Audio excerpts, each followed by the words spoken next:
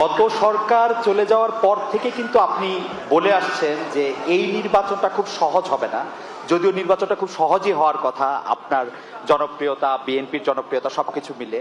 এখন আমার প্রশ্ন, নির্বাচনটা তো হয়ে গেল, এটা অনেক সহজ ছিল কিনা আপনার কাছে? আর এই প্রশ্নটার একটা ছোট্ট লেজ হলো যে এরকম যে একটু অভয় দিলে বলি যে আপনাকে কোনো এই 200-র বেশি আসন পাওয়ার জন্য আপনাকে কোনো ইঞ্জিনিয়ারিং করতে হইলো কিনা। It's like, thank you so much. আপনাকে ওটাতে জানাই। আপনি আমাদের জনগণকে কনভিন্স করাটাই হচ্ছে আমাদের ইঞ্জিনিয়ারিং। জনগণকে আমাদের যে ইঞ্জিনিয়ারিংটা ছিল সেটা হচ্ছে জনগণকে আমাদের পক্ষে নিয়ে আসা, সেটাতে আলহামদুলিল্লাহ আমরা সফল হয়েছি।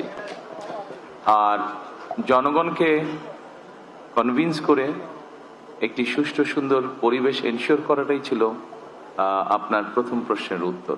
অর্থাৎ যেটা আপনি বলেছেন, যেটা আমি বলেছিলাম কঠিন হবে কিনা, অবশ্যই যে কোনো ভালো কাজ, ভালো গোল অ্যাচিভ করতে গেলে তো কষ্ট করতে হয়, কঠিন হবেই।